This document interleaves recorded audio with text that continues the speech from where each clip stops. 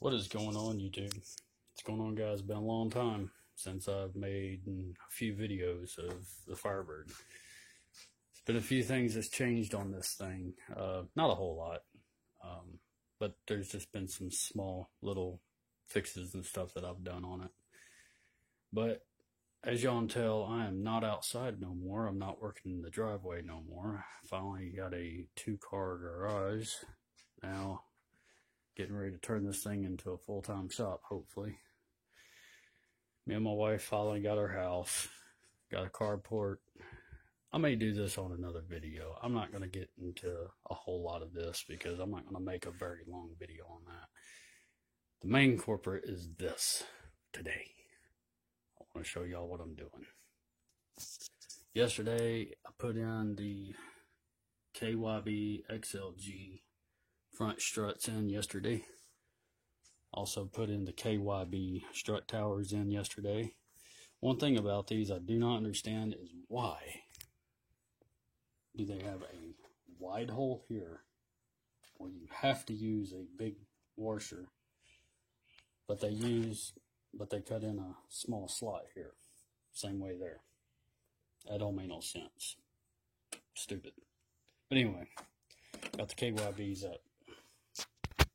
Took my old calipers off because the other one seized up on me last night trying to press the piston back in. So got new calipers, new ceramic, Duralast Gold brake pads on this now.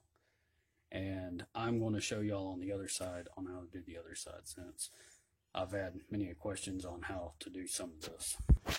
Anyway, there's the old shock. Just press it down with ease. It's worn out. KYBs are a hell of a lot more stiffer. Just pressing that down with ease. But anyway. Alright, so on the passenger side, I've already got the caliper off. The new one's sitting here next to me. You will need on your other caliper, you're going to need this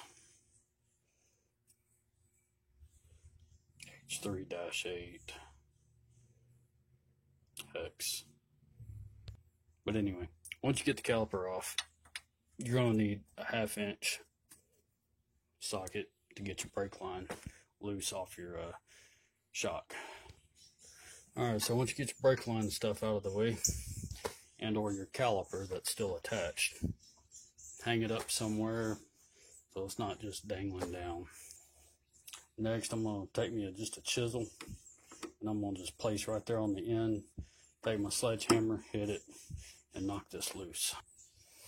And of course, remove the cotter pin, take this nut, remove it off, get the rotor and stuff off. The bearing back there will fall out in your hand, which I think I've done a video here a while back, a couple years ago, doing the wheel bearings in these, if y'all remember. So if you don't know how to take this off completely, you can go back and watch that video. I'm sure there's other people on YouTube that's made this video. I'm going to go ahead and remove this, and then we can get started on the rest of it. Alright, now since you got the rotor off, I'm going to go ahead and clean this up. You don't really technically have to, but just good measure, I'll just go ahead and do it anyway. Just keep stuff in a clean order. Alright, so next, I'm going to grab a 7/16 socket and remove this bolt, and this bolt, and get your dust cover and stuff out of the way. So next you're going to need a 15/16. Get the wrench on the back side.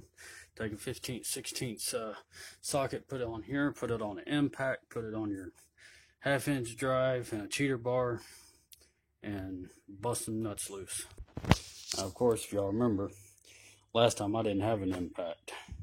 I had to do every damn thing by hand, but the Ugga Dugga kind of help out a little bit. And also, don't hate for me using a damn chrome socket on a impact drive. It's all I have right now. Maybe later on I'll upgrade to some actual impact sockets. So don't be hating on me on this. So hey, gotta use what you got, right? Anyway, let's get this going, right?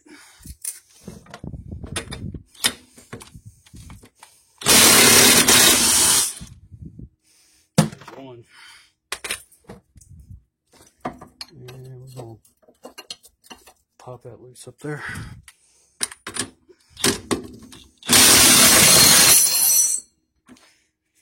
Might help if you hold the wrench. Also take a jack, slide up underneath there on the lower control arm, raise it up a little bit so you can actually get your bolts and stuff out. Just like that. Alright, so this nut here is going to be a 13/16. You can try to get it with a 10 millimeter. You're not going to be able to break the nut loose as it turns, so you'll need the 10. If the 10 don't work, grab you some vice grips, hold on to it, and press as hard as you can to bust that nut loose, because it's a pain in the butt. Done smacked my finger on the other side over there yesterday. So yeah, anyway,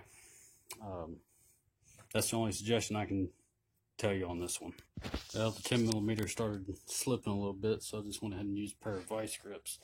I'm gonna go ahead and let this thing soak for a little bit, some lubricating oil, and let it sit and soak. And I'll grab the cheater bar, put it on the vice grip, and put 13/16 back on it and shit, and see if it'll break loose. I had the same problem yesterday on the other one, a little bit tight. Well, I'm still at it. So here's the thing, enough playing around. It's time to torch it.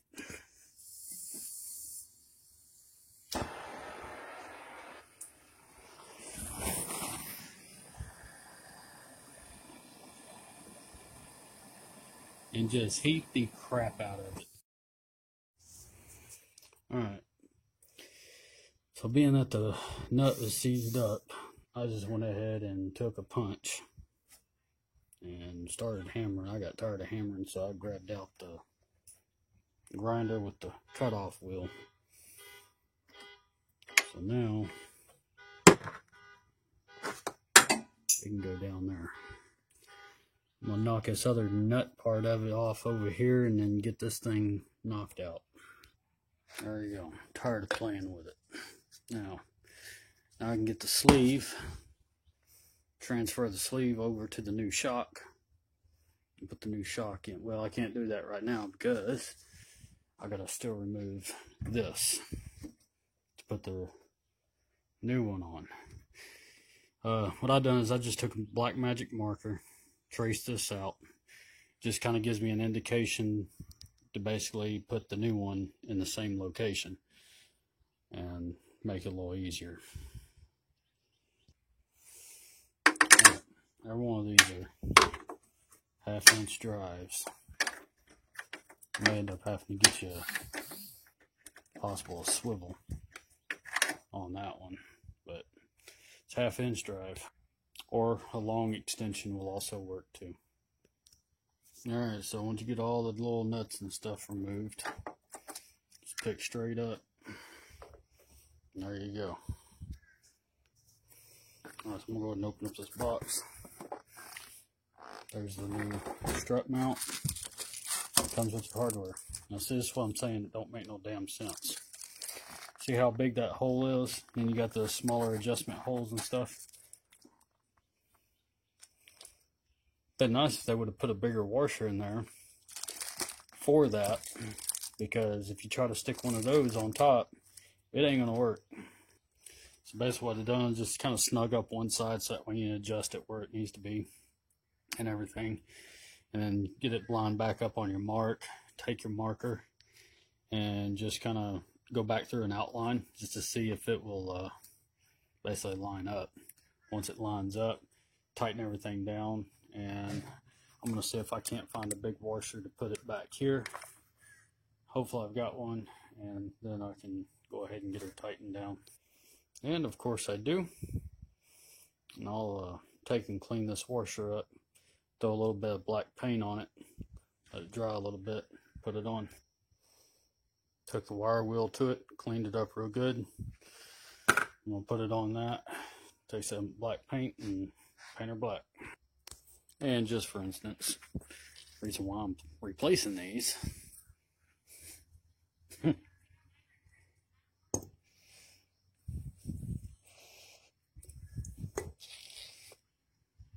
I think they're bad. What do you think? This thing rode like a freaking boat down the highway, just the whole front end. But that one there is not as bad,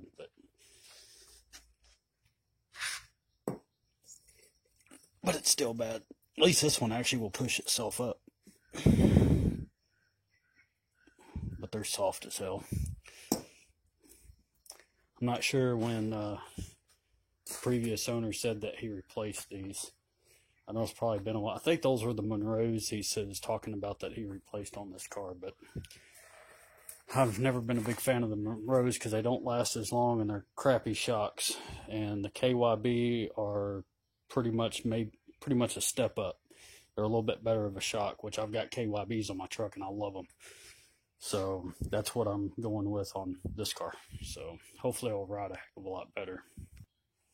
Alright, so once I get it lined back up and everything, I just kind of go back through and retrace around.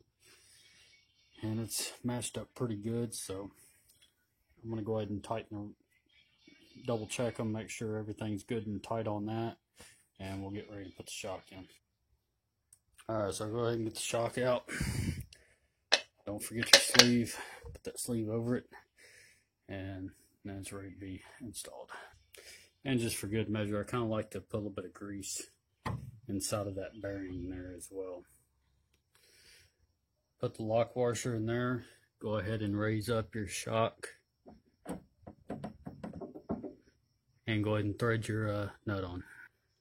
This Allen key is going to be a 2 on metric.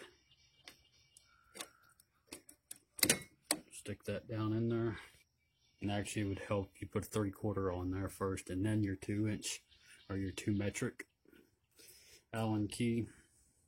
And then go ahead and tighten your nut down.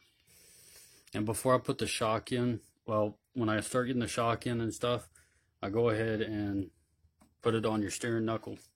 That way it's already set. And then when you get ready to tighten that up, then all you got to do is come down here, take your floor jack and adjust your lower control arm and your steering knuckle to put the other 2 bolts in.